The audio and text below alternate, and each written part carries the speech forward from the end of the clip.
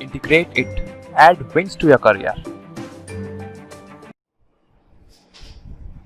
नमस्कार दोस्तों, welcome to our channel integrate it add wings to your career.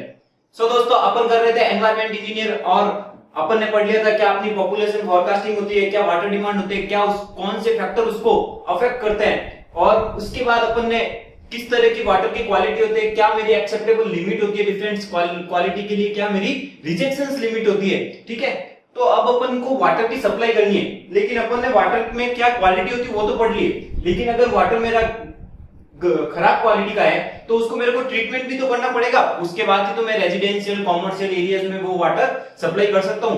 तो अब अपन पढ़ेंगे ट्रीटमेंट ऑफ वाटर। अब वाटर को ट्रीट करना है तो इसके डिफरेंट प्रोसेस होते हैं, क्योंकि वाटर में डिफरेंट टाइप्स की इंप्योरिटीज, आपकी कोरेजर इंप्योरिटीज हो सकती है, आपकी डिजॉल्व गैसेज हो सकती है, आपके बैक्टीरिया वगैरह कुछ भी हो सकते हैं। ठीक है, तो उसके लिए डिफरेंट प्रोसेसेस है। ठीक है, देखते हैं कौन कौन से प्रोसेसेस है जिससे अपन वाटर को ट्रीट करते हैं। ठीक है, तो मैंने इन प्रोसेस को 3 टाइप्स में बांट रखा है। पहला फिजिकल प्रोसेस, मतलब फिजिकली अपन उसमें कुछ करते हैं। दूसरा केमिकल, यानी कुछ केमिकल रिएक्शंस होती होगी। और तीसरा बायोलॉजिकल, मतलब मेरे बैक्टीरिया एल्गी वगैरह ऐसा कुछ प्रोसेस हो रहा होगा बायोलॉजिकल। ठीक है, तो इन 3 प्रोसेस से मैं इनका ट्रीटमेंट करता हूं। अब फिजिकल में मेरे कौन कौन से आते हैं, तो फिजिकल में फर्स्ट मेरा आता है स्क्रीनिंग, कह सकते हो आप। मैं अभी आपको एक्सप्लेन करूंगा सारे क्या होता है, कैसे होते हैं। Screening, flocculation,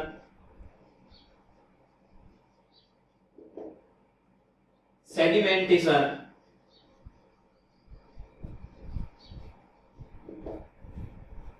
aeration.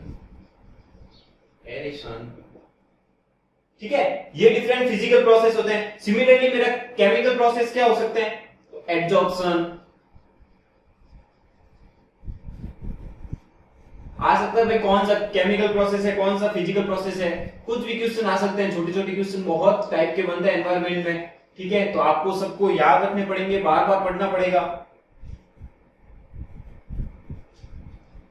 प्रेसिपिटेशन, ये मेरे कुछ केमिकल प्रोसेस होते हैं। इसके अलावा भी तो होते हैं, ठीक है, लेकिन मैं ही अपन को यही ध्यान रखना है। एक्टिवेटेड स्लज होता है, एक्टिवेटेड स्लज, बायोलॉजिकल फिल्टर,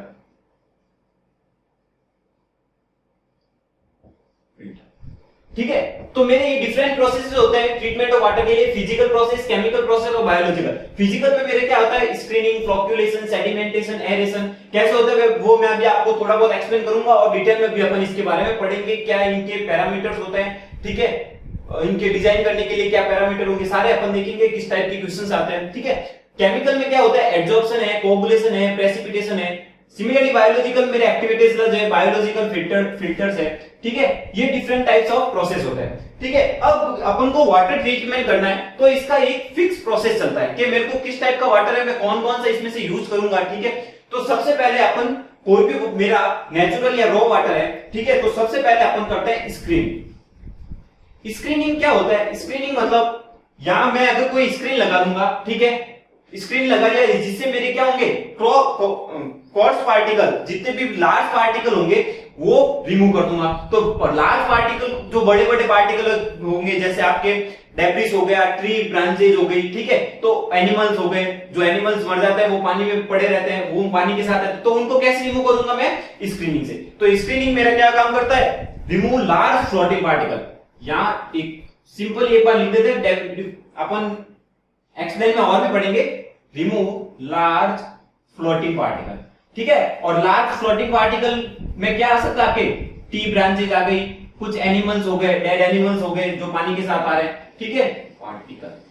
तो सबसे पहले क्या करते हैं अपन, स्क्रीनिंग। स्क्रीनिंग करने के बाद अपन करते हैं एरेशन। ये जनरल प्रोसेस है, इसके अलावा भी बीच में कभी कभी जैसे क्लोरिनेशन वगैरह करते रहते हैं। ठीक है, लेकिन जनरल प्रोसेस ये चलता है अपना। इसके बाद क्या करते हैं, एरेशन। एरेशन के लिए क्या करते हैं अपन, उस वाटर में ऑक्सीजन इंट्रोड्यूस कराते हैं। और मैंने जब ऑर्डर एंड टेस्ट बताया था तब भी एरेशन के बारे में थोड़ा बताया था कि ऑर्डर और टेस्ट किससे रिमूव करता हूं, एरेशन। और मेरे को पता है ऑर्डर एंड टेस्ट किससे कारण होती है, डिसॉल्व गैसेस के कारण, ठीक है।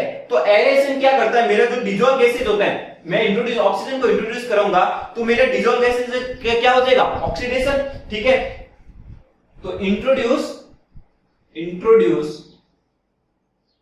ऑक्सीजन, ठीक है। अब ऑक्सीजन क्यों इंट्रोड्यूस करते हैं, सो दैट CO2 और H2S ये डिफरेंट गैसेज है, इनको रिमूव कैन रिमूव, ठीक है। इनको मैं रिमूव कर सकता हूं, इसलिए मैं क्या करता हूं, एरेशन। अब एरेशन के पास बाद में मेरा थर्ड प्रोसेस होता है सेडिमेंटेशन। सेडिमेंटेशन में क्या होता है, सेडिमेंटेशन एक टैंक होता है, ठीक है। उस टैंक में अपन वाटर को रख देते हैं। अब या तो ये कंटिन्यूअस सेडिमेंटेशन टैंक भी हो सकता है या क्विसेंट भी हो सकता है। क्विसेंट में अपन सेडिमेंटेशन टैंक में वाटर को 2 या 3 घंटे के लिए रख देंगे। कंटिन्यूअस में उसकी वेलोसिटी कम कर देंगे, जिससे क्या होगा, मेरा सेडिमेंट पार्टिकल कौन से, जो कोरेजर पार्टिकल होते हैं, कोरेजर सिल्ट हो गया और भी कोरेजर जो पार्टिकल्स होते हैं, वो ग्रेविटी से सेटल डाउन हो जाते हैं, ठीक है। तो इसमें मैं क्या लिख सकता हूं, रिमूव सस्पेंडेड पार्टिकल। तो इसमें क्या होता है, remove suspended particle. Direct question आता है भाई, सस्पेंडेड पार्टिकल को रिमूव करने के लिए क्या यूज करूंगा, तो स्क्रीनिंग, एरेशन, सेडिमेंटेशन या फिल्ट्रेशन। तो मेरा ऑप्शन क्या हो जाएगा, सेडिमेंटेशन। तो आपको ये छोटा मोटा ऊपर से पता होना चाहिए कि मेरा सेडिमेंटेशन क्या होता है। डीप भी पढ़ेंगे अपन इसके बारे में। Remove sediment suspended particle. अब सस्पेंडेड पार्टिकल कौन से, कोरेजर जो होते हैं, ठीक है, मतलब कुछ स्मॉल भी होते हैं, ठीक है, लेकिन वो अपन के ग्रेविटी के कारण रिमूव नहीं हो पाते, ठीक है, which tend to settle down due to gravity। अब आपको सस्पेंडेड पार्टिकल रिमूव होते हैं किसके कारण, ग्रेविटी के कारण। एक बार इतना याद रख लो, ठीक है। अपन जब एक्सप्लेन में पढ़ेंगे तब बताएंगे और कैसे होता है, ठीक है। फिर नेक्स्ट आता है मेरा कोगुलेशन।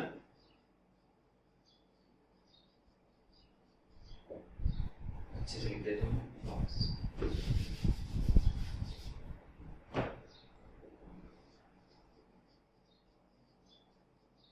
कोगुलेशन। अब मैंने सेडिमेंट कर दिया, सेडिमेंट में मेरे क्या हुए, पोरस पार्टिकल तो निकल गए, लेकिन वाटर में मेरे कुछ फाइन पार्टिकल्स भी होते हैं, वो क्या करते हैं, ग्रेविटी के कारण वो सेटल डाउन हो नहीं पाते हैं। तो उसके लिए क्या करूंगा, मैं उन वाटर पार्टिकल पर कुछ चार्ज होता है, तो उसमें मैं कुछ कोगुलेंट्स ऐड करूंगा। वो कोगुलेंट्स क्या करेंगे, जो वाटर पार्टिकल पे चार्ज होते हैं उनको न्यूट्रलाइज करेंगे। न्यूट्रलाइज करने के बाद वो एक तरह से ये क्या होता है, मेरा फास्ट मिक्सिंग होता है, fast mixing process, fast mixing होता है। और क्या करता है, जो फाइन पार्टिकल होंगे उन पे चार्ज हटाएगा, और चार्ज हटने के बाद वो क्या करेंगे, एक दूसरे के मिलके फ्लॉक्स बनाएंगे, ठीक है। तो अगला प्रोसेस इसके बाद ये होगा अपना फ्लॉक्यूलेशन। तो इस फ्लॉक्यूलेशन तो स्लो प्रोसेस होता है जो मैं अभी बताऊंगा, लेकिन कोगुलेशन मेरी क्या होती है, फास्ट मिक्सिंग होती है, ठीक है। और कोगुलेशन से मैं क्या रिमूव करता हूं, remove very fine suspended particle, remove very fine suspended particle, ठीक है। तो मेरा कोगुलेशन क्या करता है, remove very fine suspended particle, और इसमें क्या होती है, फास्ट मिक्सिंग होती है। कोगुलेशन के लिए मैं क्या करता हूं, कोगुलेंट ऐड करता हूं। जब अपन डीपली पढ़ेंगे कोगुलेशन का पूरा, तब मैं बताऊंगा कौन कौन से आपके कोगुलेंट ऐड होते हैं, ठीक है। वाटर के लिए कौन सा आता है, वेस्ट वाटर के लिए कौन सा आता है, अपन ये सब देखेंगे, ठीक है। नेक्स्ट मेरा आता है फ्लॉक्यूलेशन।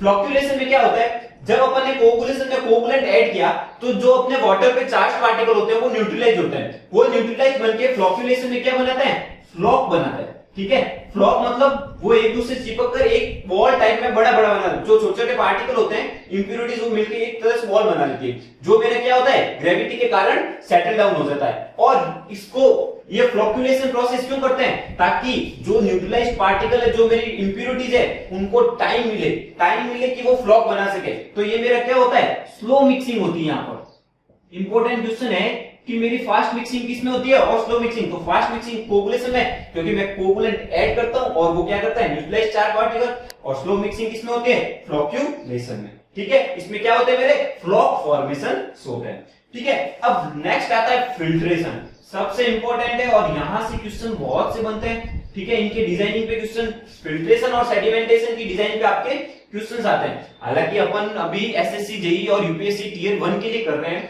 ठीक है। तो उसमें डिजाइनिंग के क्वेश्चन आएंगे नहीं, तो अपन उसकी इन क्वेश्चंस पे नहीं जाएंगे, अपन किस टाइप के डिजाइन पैरामीटर काम आएंगे वो जरूर याद करेंगे, क्योंकि वो डायरेक्ट क्वेश्चंस आते हैं। तो फिल्ट्रेशन मेरा क्या होता है, फिल्ट्रेशन जो अपने फ्लॉक्यूलेशन में जो स्मॉल फ्लॉक्स बने, ठीक है, लार्ज फ्लॉक तो मेरे ग्रेविटी के कारण सेटल डाउन हो जाएंगे, लेकिन जो स्मॉल फ्लॉक्स जो बच गए हैं या प्रेसिपिटेशन बच गए हैं वो मेरे किससे रिमूव होंगे, फिल्ट्रेशन। फिल्ट्रेशन से मेरे बैक्टीरिया भी रिमूव होते हैं थोड़े बहुत, ठीक है। तो क्या होंगे, रिमूव स्मॉल फ्लॉक्स, रिमूव स्मॉल फ्लॉक्स और प्रेसिपिटेशन पार्टिकल, ठीक है। प्रेसिपिटेट पार्टिकल और फ्लॉक्स को रिमूव करता है जो किसमें, कोगुलेशन और फ्लॉक्यूलेशन में मेरे रिमूव नहीं हो पाते। अब लास्ट बट नॉट लीस्ट, यहां लिख देता हूं मैं, लास्ट क्या होता है, डिसइंफेक्शन। अब यहां तक मेरा वाटर प्योर तो हो गया, ठीक है, फिजिकली प्योर हो गया, केमिकली प्योर हो गया, लेकिन क्या बायोलॉजिकली प्योर हुआ या नहीं ये तो हमने कुछ सोचा ही नहीं। तो बायोलॉजिकल प्योर करने के लिए अपन क्या करते हैं, डिसइंफेक्शन। डिसइंफेक्शन प्रोसेस क्या होता है, या तो बैक्टीरिया को किलिंग करना या उस बैक्टीरिया की एक्टिविटी रोकना, यानी कि किलिंग और इनएक्टिवेशन ऑफ बैक्टीरिया। तो वो प्रोसेस क्या होता है, डिसइंफेक्शन। अब डिसइंफेक्शन क्लोरीन से होता है, ब्रोमीन की और भी डिफरेंट टाइप के डिसइंफेक्शंस होते हैं, वो अपन डिटेल में पढ़ेंगे तब उनके बारे में बात करेंगे, ठीक है। तो इस टाइप की डिफरेंट ट्रीटमेंट होते हैं, ठीक है। जनरल ट्रीटमेंट यही रहता है अपना, screening, aeration, sedimentation, coagulation, flocculation, filtration and disinfection, इन प्रोसेस में होता है। अब बीच बीच में कभी अपन क्लोरीनेशन भी करते हैं और भी कुछ मैकेनिकल एरेशन वगैरह और कुछ करते रहते हैं, ठीक है। तो लेकिन जनरली अपना प्रोसेस इस टाइप से चलता है, ठीक है। अब अपन डिटेल एक से एक देखते हैं, एक एक करके डिटेल में इनको, ठीक है। तो सबसे पहले अपन लेते हैं स्क्रीनिंग।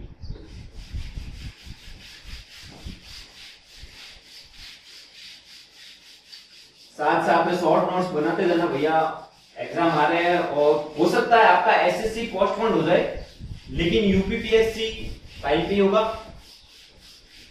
एसएससी भी लग नहीं रहा है पोस्टपोन होगा, टाइम पे होगा। और अगर टाइम पे होगा तो दिसंबर में आपके मेंस भी हो जाएंगे और भी बहुत सारे एग्जाम है नवंबर दिसंबर में। तो आपको पढ़ते रहना है, शॉर्ट नोट्स बनाते रहो और साथ साथ में रोज की एनवायरनमेंट तो पढ़ना ही है, क्योंकि थ्योरेटिकल सब्जेक्ट है, आपको खुद को पता है, ठीक है। तो अपन सबसे पहले लेते हैं स्क्रीनिंग।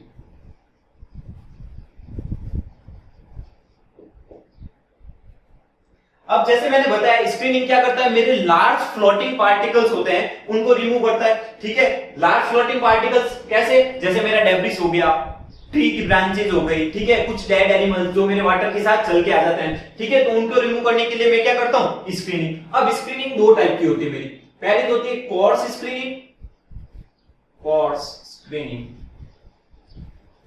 और दूसरी होती है मेरी फाइन स्क्रीनिंग।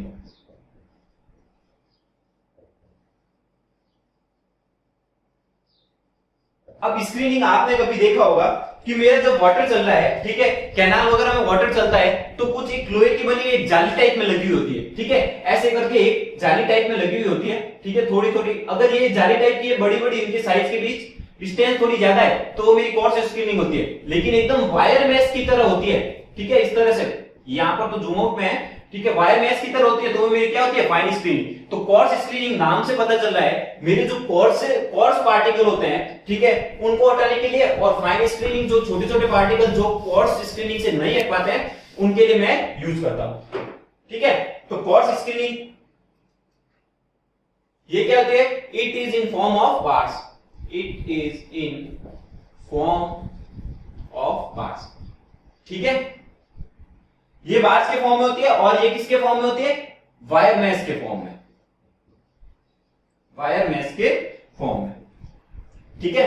अब इस बार का डायामीटर, इनकी बार का डायामीटर जनरली क्या होता है 25 mm और इनकी बार का डायामीटर जनरली क्या होता है 10 mm। पर पूछते तो नहीं है, फिर भी याद ध्यान रख लो, कुछ भी पूछ लेते हैं। अब इनके बार के बीच में स्पेसिंग ज्यादा उनमें कम होती है तो वो भी ध्यान रखो, स्पेसिंग का क्वेश्चन पूछ सकते हैं। तो स्पेसिंग इसमें होती है 20 to 100 mm के बीच, ठीक है। अगर मेरा कोर्स ज्यादा है, मतलब कोर्स पार्टिकल की इंप्योरिटी ज्यादा है तो मैं स्पेसिंग क्या करूंगा, कम, नहीं तो थोड़ी ज्यादा बढ़ा सकता हूं, वो मेरे पे डिपेंड करता है, ठीक है। और इसमें आपकी स्पेसिंग एग्जैक्ट पता नहीं होती क्योंकि फाइन स्क्रीनिंग पे ज्यादा स्पेसिंग नहीं रखते हैं, इनसे कम ही होती है, ठीक है। यानी यहां लिख दो स्पेसिंग लेस देन 20 ml। ठीक है, अब जब अपन कोर्स स्क्रीनिंग करते हैं तो जैसे वाटर आ रहा है तो वाटर के परपेंडिकुलर तो इसको रखेंगे नहीं, क्योंकि इसको एरिया कम मिलेगा। तो अपन ने क्या किया, इसको स्क्रीनिंग को इस तरह से कुछ इंक्लाइन रखा, और ये इंक्लाइन कितना होता है 30 डिग्री टू 60 डिग्री मेरा इंक्लाइन होता है। इसको इंक्लाइन रखने का रीजन क्या है, एक तो यहां से अगर मेरा वाटर जाएगा तो इसका ये कवर्ड एरिया बढ़ जाएगा, ठीक है, इसका एरिया बढ़ जाएगा। दूसरा क्या होगा, एरिया बढ़ गया मेरा तो मेरा क्या हो जाएगा, वेलोसिटी डिक्रीज, क्योंकि डिस्चार्ज ये आ रहा है, और डिस्चार्ज Q इक्वल टू मेरे को क्या पता है कि एरिया होता है। अगर मेरा एरिया इंक्रीज होता है, डिस्चार्ज तो वही है, तो मेरा वेलोसिटी डिक्रीज, और वेलोसिटी डिक्रीज हुई मतलब मेरे क्या होंगे, जो कोरेजर पार्टिकल होता है, अनवांटेड पार्टिकल, वो मेरे यहाँ पर रुक जाएंगे और सेटल हो सकते हैं। ठीक है, तो यहाँ पर इनके बीच का एंगल कितना होता है 30 डिग्री टू 60 डिग्री पे इंक्लाइंड होते हैं दोनों। ठीक है, तो इंक्लाइंड एट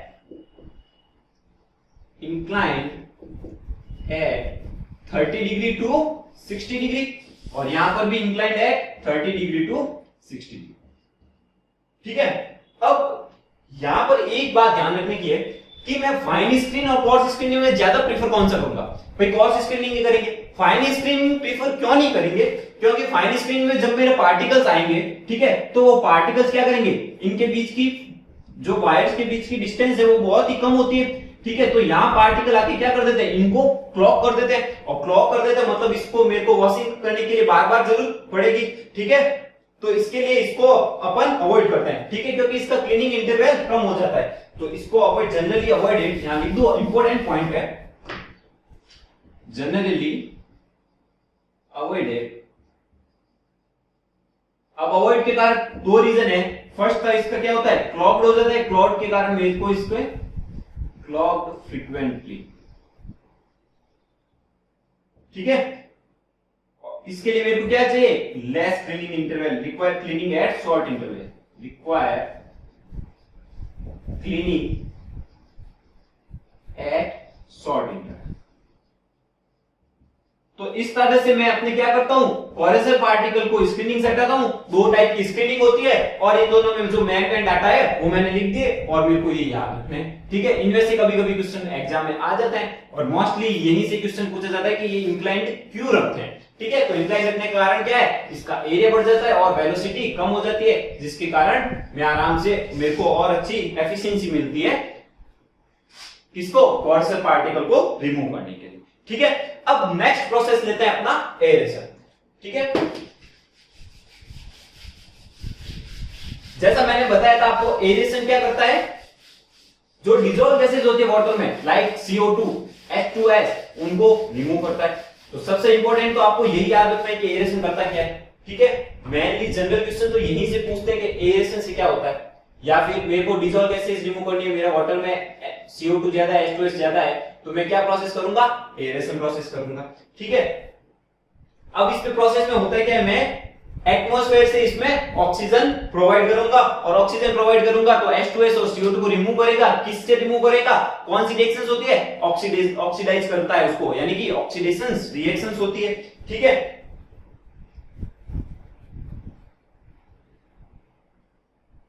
अब एरेशन मेरे कुछ फिनोलिक पार्टिकल होते हैं, ह्यूमिक एसिड है, वो भी रिमूव करती है। ठीक है, तो कुछ इंपॉर्टेंट ध्यान रख लेना कि एरेशन मेरे को क्या, एक तो Fe+3, Mn, इनको भी रिमूव करता है। ठीक है, वैसे ज्यादा इससे क्वेश्चन नहीं बनता है, सिर्फ ये ध्यान रख लेना मेनली क्या होता है, CO2 एंड H2S गैसेस को रिमूव करने के लिए। ठीक है, रिमूव। ठीक है, CO2 और H2S गैसेस को रिमूव करने के लिए काम आता है। इसके अलावा Fe, Mn, humic acid, phenolic compound, इनको भी ये कुछ हद तक रिमूव कर देता है, ह्यूमिक एसिड, फिनॉल। ठीक है, तो इन कंपाउंड्स को भी ये रिमूव करता है। ठीक है, इसमें कुछ रिएक्शंस होती है Fe पर, अपन को इतना ध्यान रखना है कि Fe और Mn को रिमूव करने के लिए काम आता है और प्रेसिपिटेशन बनाता है। ठीक है, अब एरेशन, डिफरेंट टाइप्स के एरेशंस होते हैं। ठीक है, कौन कौन से एरेशन होते हैं, और हालांकि अपने को इसका इतना डीप में नहीं पढ़ना, बस ध्यान रखना है कौन से होता है और कौन सा अपना एफिशिएंसी ज्यादा होती है। तो 5 टाइप के एरेशन होते हैं। सबसे पहला स्प्रे नोजल, बता दूंगा आपको थोड़ा सा एक्सप्लेन करके, ज्यादा ध्यान रखने का जरूरत नहीं है। कैस्केड स्प्रे टावर,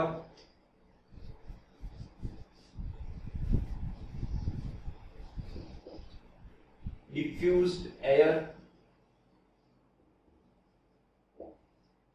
और पांचवा है ग्रेविटी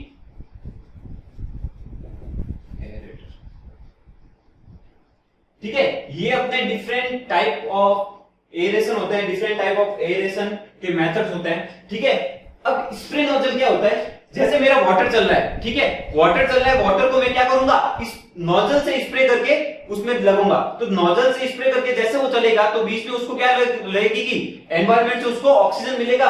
भाई ये मेरा नोजल है, यहां से अगर मैं पानी को निकालता हूं, ठीक है, तो मेरा क्या होगा, यहां से यहां तक कुछ भी डिस्टेंस तय करेगी, तो जिसमें मेरे एनवायरनमेंट से जो ऑक्सीजन होगी उनको मिलती रहेगी आसानी से, और उससे मेरा क्या हो जाता है, ऑक्सीडेशन हो जाता है और CO2 और H2S गैसेस वगैरह रिमूव होती रहती है। ठीक है, अब ये होता है मेरा मोस्ट एफिशिएंट।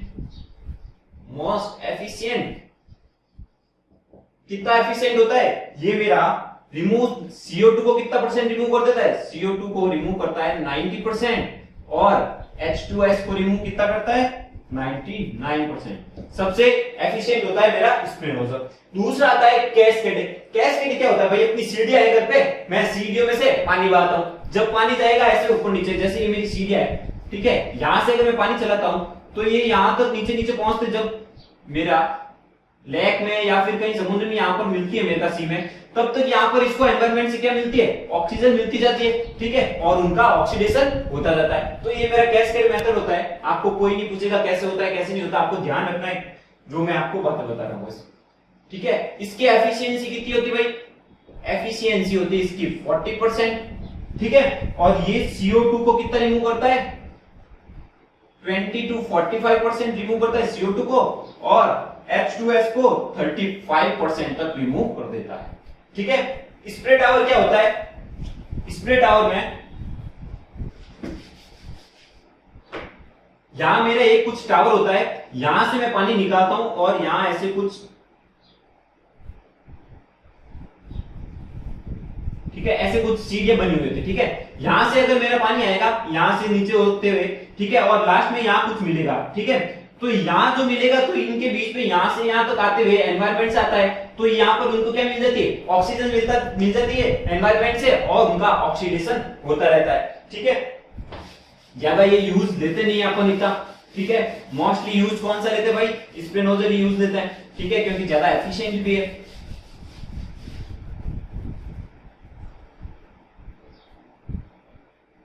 अब स्प्रे टावर मेरा क्या होता है, बेस्ट मेथड होता है आयरन और मैग्नीज को रिमूव करने।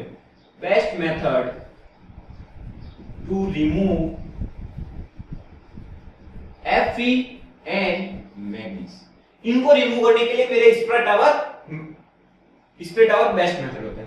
डिफ्यूज्ड एयर मेथड क्या होता है, जैसे मेरा ये सी है, ठीक है, इसमें या फिर ये कोई वाटर टैंक है, इसमें से मेरे को पानी में से क्या डिजोल्व गैसेस रिमूव करनी है, तो मैं क्या करूंगा, यहाँ पर कुछ एरेटर लगा दूंगा और इसको यहाँ से नीचे से डायरेक्ट ऑक्सीजन सप्लाई करूंगा। तो इसमें वाटर में क्या होगा, ऑक्सीडेशन होगा। ठीक है, तो मतलब मैं डायरेक्ट क्या कर रहा हूँ, डिफ्यूज कर रहा हूँ एयर को। ठीक है, एयर को क्या कर रहा हूँ, डिफ्यूज कर रहा हूँ। अब इसको एयर को आप डिफ्यूज करोगे तो उसकी कॉस्ट क्या होगी, हायर कॉस्ट। तो इसके लिए सबसे इंपॉर्टेंट पॉइंट क्या है कि ये है तो मेरा काफी एफिशिएंट, लेकिन कॉस्ट क्या है, बहुत ज्यादा। और अपन जब कोई भी सिविल इंजीनियर काम करता है तो कॉस्ट भी देखता है और एफिशिएंसी भी देखता है। ठीक है, दोनों का तुलनात्मक काम करता है। फिर लास्ट आता है ग्रेविटी एरेटर। ग्रेविटी एरेटर क्या होता है, CO2 को रिमूव करने के लिए मोस्ट इफेक्टिव। ठीक है, CO2 को मेरे को रिमूव करना है तो मेरा क्या होता है, मोस्ट इफेक्टिव होता है। ठीक है, इसमें क्या होता है, इसमें ग्रेविटी एरेटर में क्या करते हैं अपन, ऑक्सीडेशन करते हैं। किससे करते हैं, बाय KMnO4 और लाइम।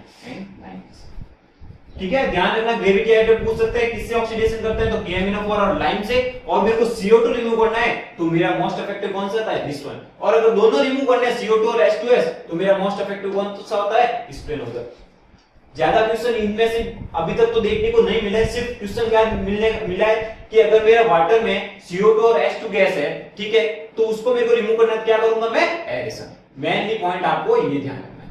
ठीक है, तो यहां पर अपना एरेशन कंप्लीट होता है। अब नेक्स्ट प्रोसेस है सेडिमेंटेशन, जो बहुत ही इंपॉर्टेंट है। सेडिमेंटेशन जैसे कि मैंने बताया, उसमें क्या होता है, ग्रेविटी के कारण जो हमारे पोरेस पार्टिकल होते हैं सिल्ट सैंड वगैरह वो क्या होते हैं ग्रेविटी के कारण सेटल डाउन हो जाते हैं। तो पढ़ते हैं किस टाइप के होते हैं, क्या डिजाइन पैरामीटर है। सेडिमेंटेशन से आपके अच्छे अच्छे क्वेश्चंस आते भी है।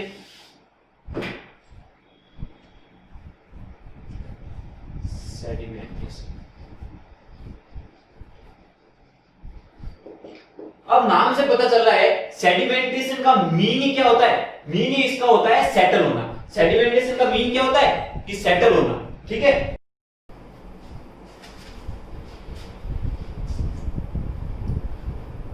ठीक है। तो सेडिमेंटेशन का मतलब क्या होता है सेटल होना। अब सेडिमेंटेशन कैसे होता है मैं आपको एक बार बता देता हूं। जैसे ये मेरा कोई टैंक है, ठीक है, मैं सेडिमेंटेशन में एजम्पशन मानता हूं कि मेरा यहां पर जो वाटर इनलेट हो रहा है, यहां इनलेट है, ठीक है, ये वाला पार्टिकल जैसे इनलेट हो रहा है, ठीक है, इसकी कुछ वेलोसिटी होगी हॉरिजॉन्टल वेलोसिटी vh और सेटलिंग वेलोसिटी vs, ठीक है। तो ये आउटलेट होने से पहले ये पार्टिकल मेरा बॉटम में सेटल हो जाना चाहिए, तब मेरा सेडिमेंटेशन कंप्लीट होगा। तो ये मेरा एक एजम्पशन है, ठीक है। कैसे होता है, इसके कैसे फॉर्मूले बनते हैं अभी अपन देखेंगे आगे, ठीक है। उससे पहले आपको एक बार डेफिनेशन वापस बता दूं। Sedimentation is a natural process, ठीक है, जिसमें क्या होता है मेरा solid with higher density, solid with higher density than fluid या water, solid with higher density than water, वो क्या हो जाता है मेरा ग्रेविटी के कारण सेटल हो जाता है। यही तो मेरा सेडिमेंटेशन होता है, ठीक है। सेडिमेंटेशन किसके लिए काम आता है, टू रिमूव सस्पेंडेड पार्टिकल, ठीक है। मेरा सस्पेंडेड पार्टिकल को रिमूव करने के लिए मेरा क्या काम आता है, सस्पेंडेड पार्टिकल को रिमूव करने के लिए मेरा सेडिमेंटेशन काम आता है। अब सेडिमेंटेशन है, सस्पेंडेड पार्टिकल रिमूव हो रहा है और अपन पार्टिकल को क्या मान रहे हैं ऑलमोस्ट स्फेरिकल। तो फॉर्मूले क्या आएंगे, जैसे पार्टिकल पता चल रहा है कि वेलोसिटी की सेटलिंग वेलोसिटी का नीचे आ रहा है, ग्रेविटी के कारण सेटल हो रहा है, तो मेरे माइंड में क्या आता है स्टोक्स लॉ, ठीक है। तो क्या होता है स्टोक्स लॉ, क्या उनके फॉर्मूले होते हैं आपको याद होने चाहिए। डायरेक्ट क्वेश्चंस आते हैं उसके बेसिस पे, चाहे वो मेंस हो या प्री बोर्ड, डायरेक्ट इन पे बेसिस पे क्वेश्चन आते हैं, ठीक है। तो मेरे अकॉर्डिंग टू स्टोक्स लॉ मेरा क्या कहता है, जैसे मेरा कोई स्फेरिकल पार्टिकल है, ठीक है, ये सेटल हो रहा है, तो नीचे क्या आएगा ग्रेविटी के कारण फोर्स आएगा, ठीक है। ऊपर क्या आएगा, एक तो मेरा बायनेंसी लगेगा और दूसरा ड्रैग फोर्स, सबको पता है, ठीक है। जब मैं इनको सॉल्व करता हूं, कैसे मेरा डेरिवेशन है वो मेरे को नहीं करना, मेरे को सीधा रिजल्ट पे ध्यान देना है। तो मेरे सेटलिंग वेलोसिटी का फॉर्मूला बनता है 4/3 GD G-1 अपॉन CD की पावर 1/2, ठीक है। अब इसमें मेरा CD फॉर लेमिनार फ्लो, मैं कह देता हूं मेरे अगर मेरा फ्लो लेमिनार है, ठीक है, तो मेरी CD की वैल्यू होती है 24 अपॉन RE, ठीक है, और RE कितना होता है मेरा लेस देन 0.5, ठीक है। अगर वही मेरा ट्रांजिशन फ्लो होता है, ट्रांजिशन, तो मेरी CD की वैल्यू क्या होती है 24 upon RE plus 3 upon root RE plus 0.34। अब ट्रांजिशन कब होगा, जब RE की वैल्यू 0.5 से ज्यादा लेकिन less than 10 to the power 4, ठीक है, तब मेरा ट्रांजिशन होगा। अगर टर्बुलेंट फ्लो होगा, टर्बुलेंट, तो मेरे कोएफिशिएंट ऑफ ड्रैग कितना हो जाएगा 0.4, और टर्बुलेंट फ्लो कब होगा, जब मेरा RE की वैल्यू 10 टू द पावर 4 से ज्यादा होगी। और डायरेक्ट ये फॉर्मूला याद रखना है। अब इनकी वैल्यू जो CD की वैल्यू है इनके फॉर्मूलेज में रखेंगे तो अपन को क्या मिल जाती है सेटलिंग वेलोसिटी। तो यहां मैं लिख देता हूं settling velocity for laminar flow, for laminar flow मेरा Vs क्या हो जाएगा, मैं यहां से CD की वैल्यू इसमें रखूंगा और सॉल्व करूंगा, तो मेरे को क्या मिलेगा Vs GD² G-1 upon 18 new, ठीक है। और यहां पर मेरा डायमीटर क्या होता है, जिसके लिए डायमीटर 0.1 mm से कम होना चाहिए, ठीक है। तो लेमिनार फ्लो के लिए डायरेक्ट वेलोसिटी का formula GD² G-1 upon 18 new. अगर मेरे को टेम्परेचर का केस मिले कि अगर मेरे को किसी ने कुछ टेम्परेचर वगैरह दे रखा है, तो टेम्परेचर के केस में मेरा Vs क्या हो जाएगा 418 G-1 D² 3T प्लस 70/100। और ये वाला फॉर्मूला कब वैलिड है, जब मेरा D क्या हो लेस देन 0.1 mm। अगर मेरा D 0.1 mm से ज्यादा और 1 mm से कम हो तो मेरी Vs क्या हो जाएगा, जो यहाँ D² है वो क्या हो जाता है, डी बन जाता है। तो याद रखने का ये तरीका है, ठीक है। कैसे है आप, कोई मतलब नहीं है, अपन को सीधे फॉर्मूले याद करो। अब कोई अपन एसएससी टीयर 1 के लिए जा रहे हैं, ठीक है। अगर उसमें अच्छे मार्क्स आ गए तो टीयर 2 में ज्यादा मेहनत नहीं करनी पड़ेगी, तो डायरेक्ट फॉर्मूला याद रखो, d is greater than 0.1 mm से लेस देन 1, ठीक है। ये तो मेरे लेमिनार के लिए फॉर्मूला हो जाता है कि अगर मेरा डायरेक्ट फॉर्मूला ये बन जाता है, और अगर मेरे टेम्परेचर के केस में है तो ये फॉर्मूला बन जाता है। सिमिलरली अगर मेरा टर्बुलेंट फ्लो, ठीक है, टर्बुलेंट फ्लो होता है, तब मेरा v टर्बुलेंट फ्लो के लिए d क्या होगा, ग्रेटर देन 1 mm, और उसके लिए v की फॉर्मूला हो जाएगा 1.8 root g into D g minus 1। और इस इक्वेशंस को मैं क्या कहता हूं, न्यूटन्स इक्वेशन, न्यूटन्स इक्वेशन, ठीक है। तो यहां से डायरेक्ट बाय फॉर्मूले क्वेश्चन पूछा जाता है कि मेरा सेटलिंग वेलोसिटी का फॉर्मूला बाय स्टोक्स लॉ ये होता है, और उसमें सीडी की वैल्यू लेमिनार, ट्रांजिशन, टर्बुलेंट के लिए इस टाइप्स के कुछ होते हैं। यहां से मैं सीडी की वैल्यू रखूंगा, तो लेमिनार फ्लो के लिए मेरा सेटलिंग वेलोसिटी का फॉर्मूला जो बहुत इंपॉर्टेंट है, यहीं से डायरेक्ट क्वेश्चन आता है, कैसे वैरी करता है वगैरह, ठीक है। और टेम्परेचर के केस में ये हो जाए, ध्यान रखना डायमीटर का ध्यान रखना। अगर मेरा क्वेश्चन में डायमीटर 1 mm दे दे तो कौन सा लगेगा, 1 mm ज्यादा दे दे, कम दे दे तो क्या लगेगा, ध्यान रखना 0.1 mm से कम दे दे, ठीक है। तो ये ध्यान रखने की कुछ चीजें थी जो मैंने आपको बता दी। अब देखते हैं आगे, ठीक है। अब देखते हैं कि ये सेडिमेंटेशन टाइप कितने टाइप का होता है, कौन से होते हैं, और कैसे इनकी वर्किंग्स होती है, क्या क्या इनकी डिजाइन पैरामीटर है। तो मेरा सेडिमेंटेशन टैंक है वो 2 टाइप का होता है।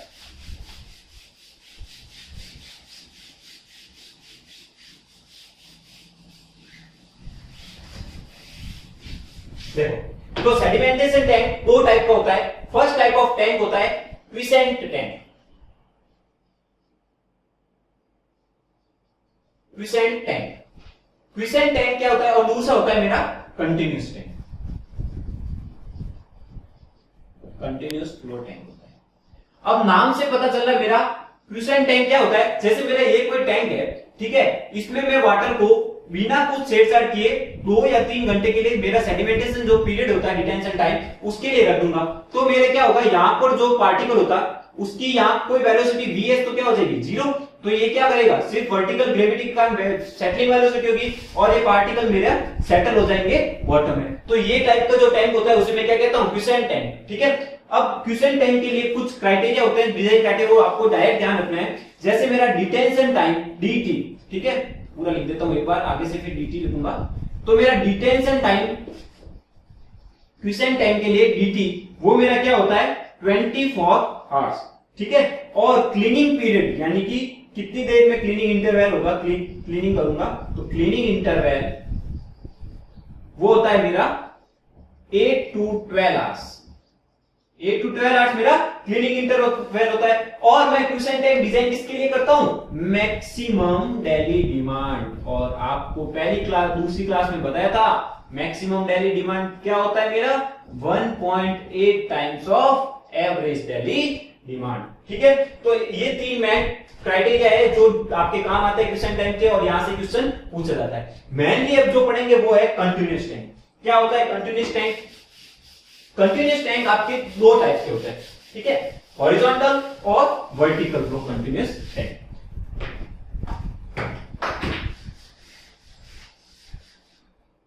तो क्या होता है, मेरे 2 टाइप के कंटीन्यूअस टैंक होता है, पहला हॉरिजॉन्टल एंड दूसरा होता है मेरा वर्टिकल, ठीक है। अब कंटीन्यूअस टैंक की डिजाइन करते हैं तो अपने कुछ एजम्पशन आते हैं। जैसे मैंने अभी बताया कि मेरे 2 एजम्पशन है। क्या एजम्पशन है कि पहला, अगर मेरा इनलेट पार्टिकल यहां से आ रहा है एंटर, ठीक है, तो मैं सेटल इसको कब मानूंगा, जब वो आउटलेट तक आने तक क्या हो जाएगा मेरा बॉटम में सेटल। अब हो सकता है उसकी सेटलिंग वेलोसिटी ज्यादा हो, उसकी ग्रेविटी के कारण उसका डेंसिटी ज्यादा हो, तो वो यही सेटल हो जाए। लेकिन मेरा कम से कम इससे आउटलेट होने से पहले क्या होना चाहिए, बॉटम में सेटल। तो मेरा एजम्पशन 1 क्या हो गया, पार्टिकल इज रिमूव्ड। यहां से भाई पूछा जाता है तो याद रखना एजम्पशन क्या, particle is removed when it reaches bottom of settling tank, ठीक है, particle is removed when it reaches bottom of settling tank. Second क्या होगा कि मेरी लेंथ के वर्टिकली क्रॉस सेक्शन में मेरे पार्टिकल की साइज क्या होगी, सेम होगी। ठीक है, मैं पार्टिकल डिफरेंट साइज के नहीं मानूंगा। तो the concentration of suspended particle in vertical cross section is same. Concentration of suspended particles of each size, ठीक है, यानी कि जो मेरा वर्टिकल क्रॉस सेक्शन होगा उसमें हर साइज के पार्टिकल की कंसंट्रेशन क्या होगी, सेम होगी। Of each size is same in vertical cross section. ठीक है, वर्टिकल क्रॉस सेक्शन में मेरी कंसंट्रेशन ऑफ हर साइज के पार्टिकल, चाहे 1 mm हो, चाहे 1.5 mm हो, चाहे 0.1 mm हो, उनकी कंसंट्रेशन क्या होगी, सेम होगी। ठीक है, तो ये दो मेरे एजम्पशंस है। इस पे भी क्वेश्चन आ सकता है कि कौन सा एजम्पशन सही है, कौन सा एजम्पशन गलत है। ठीक है, अब इसकी कैसे ये इनकी एफिशिएंसी निकालता है, कैसे ये वर्किंग करता है वो देखते हैं, कैसे इनके फॉर्मूलाज बनते हैं। ठीक है, तो जैसे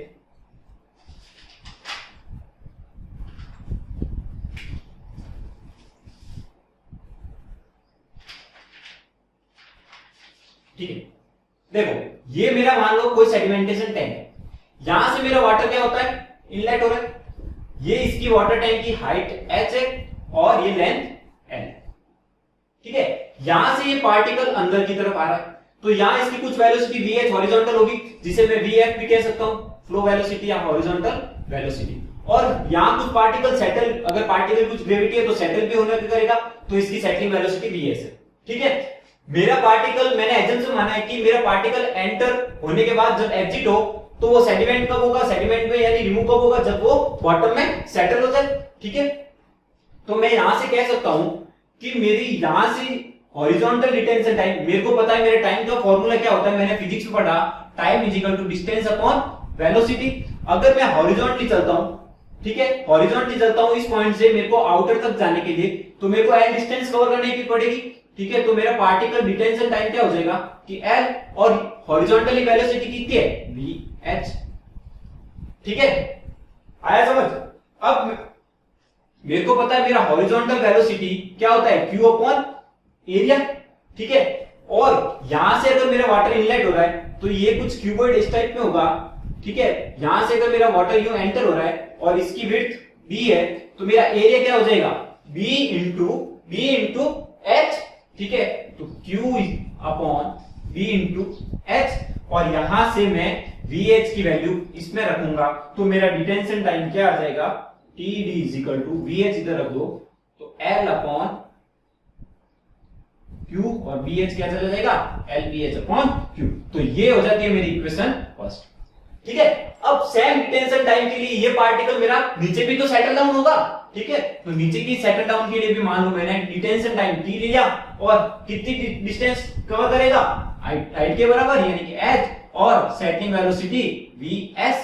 ठीक है, तो ये इक्वेशन मेरी सेकंड हो गई। इक्वेशन 1 इक्वल टू इक्वेशन 2 कर दो। ठीक है, क्योंकि लेफ्ट हैंड साइड जब सेम है तो राइट हैंड साइड भी सेम होनी चाहिए, तो LBH upon Q is equal to H upon VS। और यहां से देखो हाइट से हाइट घट गया, और अपन यही तो कहते हैं कि सेटलिंग टैंक है, ठीक है, उसकी एफिशिएंसी किस पे डिपेंड नहीं करती, मेरी डेप्थ पे डिपेंड नहीं करती। ठीक है, अब ये नोट में लिखेंगे अपन, तो यहां से मैं लिख सकता हूं VS is equal to Q upon VN, और ये डायरेक्ट फॉर्मूला आपको याद होना चाहिए। ठीक है, तो इस तरह से मेरी ये रिमूव होता पार्टिकल। अब मेरा पार्टिकल कब रिमूव होगा, मान लो ये फ्लो वेलोसिटी के कारण मेरा टाइम tf है। ठीक है, तो मेरा डिटेंशन टाइम है वो मेरे फ्लो टाइम से ज्यादा होना चाहिए, डिटेंशन टाइम फ्लो टाइम से ज्यादा होना चाहिए। डिटेंशन टाइम मैंने लिखा है BLH अपॉन Q, और फ्लो टाइम क्या होता है मेरा, फ्लो टाइम क्या हो जाएगा H अपॉन VF। ठीक है, यानी कि एक तरह से क्या होगा कि मेरी सेटलिंग वेलोसिटी क्या होना चाहिए, फ्लो वेलोसिटी से ज्यादा होगी। अगर मेरी सेटलिंग वेलोसिटी फ्लो वेलोसिटी से ज्यादा होगी, ठीक है, तो मेरा क्या हो जाएगा, पार्टिकल रिमूव हो जाएगा। और इससे अपन सॉल्व करेंगे तो यहां से आ जाएगा VF फ्लो वेलोसिटी और divide by L is equal to VS upon H। ये मैं डायरेक्ट यहां से देख सकता हूं, मेरी फ्लो वेलोसिटी करस्पॉन्डिंग उसके लेंथ के is equal to settling velocity corresponding उसकी हाइट के इक्वल होगी, तो मेरा पार्टिकल क्या हो जाएगा, बॉटम में सेटल हो जाएगा। ठीक है, अब इसके बाद एक टर्म आती है surface overflow rate. Surface overflow rate, तो सरफेस ओवरफ्लो रेट मेरी क्या होती है कि अगर मेरा पार्टिकल इनलेट हो रहा है, ठीक है, उस टाइम उसकी वेलोसिटी ऐसी हो कि मेरा आउटलेट होने से पहले वो बॉटम में क्या हो जाए, सेटल हो जाए। तो surface overflow rate is the velocity of that particle which is introduced at the top most point and eight inlet and reach bottom point before outlet. ठीक है, तो सरफेस ओवरफ्लो रेट मेरे क्या होनी चाहिए, velocity of that particle such that यहां पर इसकी जो वेलोसिटी होगी, ठीक है, सच इस टाइप की होनी चाहिए कि वो आउटर में जाने से पहले बॉटम में सेटल डाउन हो जाए। ठीक है, अब इसके कुछ डिजाइन क्राइटेरिया है। ठीक है, यहां से ध्यान रखना, और यहां पे एक नोट भी लिख सकते हो, चलो वो नोट बाद में लिखेंगे आपको। ठीक है, ये डिजाइन क्राइटेरिया ध्यान रखना, मेरी सेटलिंग वेलोसिटी फ्लो वेलोसिटी ज्यादा होनी चाहिए। ठीक है, और ये फॉर्मूला कैसे बना, यहां से अगर h को s से हटाओगे और VL/Q को क्या लिख दोगे, VS लिखोगे उस टर्म्स में। ठीक है, तो ये मेरा फॉर्मूला बन जाएगा। ठीक है, अब कुछ डिजाइन क्राइटेरिया होते हैं इनके, क्या डिजाइन क्राइटेरिया होता है वो भी अपन देख लेते हैं। सेटलिंग टाइम से क्वेश्चन आता है और बहुत इजी है, जो अपन डेली लाइफ में यूज करते हैं उस टाइप में इसका डेरिवेशंस बनते हैं। ठीक है, डिजाइन क्राइटेरिया,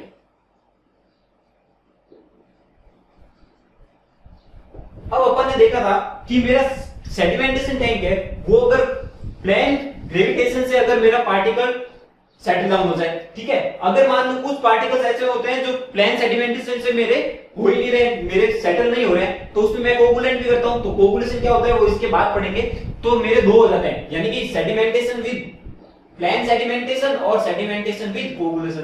तो प्लेन सेडिमेंटेशन मतलब मैं कोगुलेंट ऐड नहीं कर रहा हूं, उस केस में मेरा सरफेस ओवरफ्लो रेट V0, जो मैंने अभी आपको बताया क्या होती है, इनलेट पे इस टाइप की उस इनलेट पे उस पार्टिकल की वेलोसिटी सच दैट आउटलेट में जाने से पहले वो सेटल हो जाए।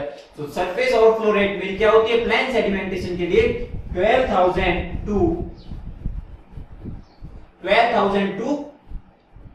18,000 लीटर पर मीटर स्क्वायर पर डे।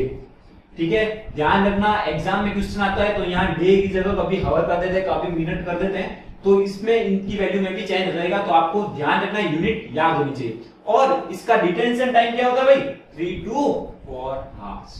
और यहां से डिजाइन क्राइटेरिया से डायरेक्ट क्वेश्चन पूछते हैं। अब मान लो सेडिमेंटेशन किसके साथ हो, कोगुलेशन के साथ, मैं कोगुलेंट ऐड कर देता हूं, सेडिमेंटेशन विद कोगुलेशन। तो अगर मेरा सेडिमेंटेशन विद कोगुलेशन हो, ठीक है, तब मेरा सरफेस ओवरफ्लो रेट क्या हो जाएगा, 24,000 to 30,000 लीटर पर मीटर स्क्वायर पर डे। और अगर मेरा कोगुलेशन हो रहा है, मतलब कोगुलेशन क्या होती है, फास्ट होता है, ठीक है, तो मेरा डिटेंशन टाइम क्या हो जाएगा, कम हो जाएगा। तो डिटेंशन टाइम होता है मेरा 2 to 2.5 आवर्स। ठीक है, अब कुछ और बातें क्या आ जाती है, जैसे मेरा विड्थ ऑफ टैंक, जब मैं डिजाइन करूंगा सेडिमेंटेशन टैंक की, तो मेरा विड्थ ऑफ टैंक में क्या लूंगा, तो width of tank D is equal to लेते हैं 10 to 12 मीटर, और depth of tank D is equal to अपन लेते हैं 3 मीटर। और ये D आपको याद रखना है कि मैं सेडिमेंटेशन टैंक की डिजाइन करता हूं तो मेरा D कितना होता है। और सेडिमेंटेशन टैंक किसके लिए डिजाइन करते हैं, मैक्सिमम डेली डिमांड यानी 1.8 टाइम्स ऑफ Q के लिए। ठीक है, अब कभी कभी अपन का सर्कुलर सेडिमेंटेशन टैंक आ जाता है, तो सर्कुलर सेडिमेंटेशन टैंक का वॉल्यूम क्या होता है मेरा, इसका फॉर्मूला मेरे को डायरेक्ट याद होना चाहिए कि सर्कुलर सेडिमेंटेशन टैंक का वॉल्यूम क्या होता है, तो d square into 0.11 d plus 0.011 d plus 0.785 h। तो ये मेरा सर्कुलर सेडिमेंटेशन टैंक अगर आ जाए तो उसका वॉल्यूम होता है, और ये फॉर्मूला मेरे काम आएगा। ठीक है, d डायमीटर होता है, h उसकी हाइट होती है। ठीक है, आया समझ। ठीक है, अब अपन नेक्स्ट बात करते हैं कि इसकी एफिशिएंसी क्या होती है। एफिशिएंसी। तो एफिशिएंसी मतलब क्या होगी कि मेरे कितने पार्टिकल सेटल डाउन होके निकल जाते हैं। सेडिमेंटेशन टाइम क्या काम आएगा कि मेरे सेडिमेंट पार्टिकल को निकालना है, मेरे को जो पार्टिकल सेटल हो रहे हैं उनको सेटल करवाना है, ग्रेविटी के कारण सेटल कराना है और कोर से पार्टिकल निकालना है। तो कितने पार्टिकल सेटल होके मेरे निकल रहे हैं, ठीक है। तो एफिशिएंसी क्या होगी, अगर मेरी सेटलिंग वेलोसिटी, ठीक है, divide by overflow, settling velocity divide by overflow velocity into 100। अगर मेरी सेटलिंग वेलोसिटी ओवरफ्लो वेलोसिटी ज्यादा हुई तो मेरे सारे पार्टिकल यानी कि उसकी एफिशिएंसी क्या हो जाएगी 100%, तो मेरे सारे पार्टिकल निकल जाएंगे, ठीक है। अब एक नोट बना के अपन लिख दो, जो अपन कभी बात कर रहे थे। नोट में लिख दो कि depth doesn't have any effect on efficiency of sedimentation tank. Efficiency of sedimentation tank. मेरा डेप्थ सेडिमेंटेशन टैंक की एफिशिएंसी पे डिपेंड नहीं करती, ठीक है। कुछ भी डेप्थ हो मेरी, लेकिन सेडिमेंटेशन टैंक की एफिशिएंसी पे डिपेंड नहीं करती। और ये क्वेश्चन आता है, ठीक है। डेप्थ का क्या रोल होता है या विड्थ डेप्थ दे देते हैं कि इनमें से सेडिमेंटेशन टैंक की एफिशिएंसी को कौन डिपेंड नहीं करता, लेंथ विड्थ डेप्थ तीनों दे देते तो डेप्थ नहीं करती, आपको पता होना चाहिए, ठीक है। अब एक टर्म आती है कि मेरा एक और एफिशिएंसी के लिए एक और फॉर्मूला बन जाता है कि मेरा फ्लो थ्रू पीरियड कितना है और थ्योरेटिकल डिटेंशन पीरियड कितना है। तो एफिशिएंसी को एक और लिख सकते हैं फ्लो थ्रू, ये भी भाई कभी कभी दे देते हैं, याद रखो, मोस्टली यही काम आता है, पर ये भी याद रखो, flow through period upon theoretical detention period into 100, ठीक है। ये परसेंट में आती है, ठीक है। अब एक टर्म आती है मेरा शॉर्ट सर्किटिंग। शॉर्ट सर्किटिंग क्या होता है कि मेरा जो आइडियल फ्लो, टैंक का जो आइडियल फ्लो होता है, वो टैंक का आइडियल फ्लो आइडियल नहीं रहता। कारण क्या है, क्योंकि उसमें मेरे क्या हो जाती है, इनर्शिया अफेक्ट आ जाता है, टेम्परेचर ग्रेडियंट का अफेक्ट आ जाता है, ठीक है। जिसके कारण मेरा आइडियल फ्लो से कुछ फ्लो उसमें आइडियल नहीं रहता है, तो वो मेरा क्या कहता है, उससे मैं शॉर्ट सर्किटिंग कहता हूं। ध्यान रखना, शॉर्ट सर्किटिंग अभी तक कभी पूछा नहीं गया है, पर कभी भी आ सकता है कि deviation of actual flow of tank from ideal flow, deviation of actual flow of tank from ideal flow, ठीक है। तो इसके साथ अपना सेडिमेंटेशन क्या होता है, कैसे उसके फॉर्मूले बनते हैं, ठीक है, क्या उसके डिजाइन क्राइटेरिया होते हैं, क्या नोट्स बनते हैं कि क्या इसकी एफिशिएंसी होती है और डेप्थ का कैसे इफेक्ट नहीं पड़ता है, ये सब अपन ने देख लिया। तो आज गाइस अपन ने क्या देखा कि सबसे पहले तो अपने जो ट्रीटमेंट प्रोसेस होता है, वो जनरल ट्रीटमेंट प्रोसेस क्या होता है, किसका क्या रोल होता है, उसके बाद स्क्रीनिंग क्या होता है, एरिएशन क्या होता है, डिफरेंट मेथड ऑफ एरिएशन क्या होता है और सेडिमेंटेशन क्या होता है, ठीक है। तो आज अपन लेक्चर यही खत्म करते हैं। अगर कोई भी क्वेरी हो, कोई भी डाउट हो तो कमेंट बॉक्स में कमेंट जरूर करें, ठीक है। और thank you for watching. Please like, share and subscribe जरूर करें और खुश रहे, मस्त रहे और तैयारी करते रहे। Thank you so much. Thank you for watching the video. Please like, share and subscribe the channel Integrated.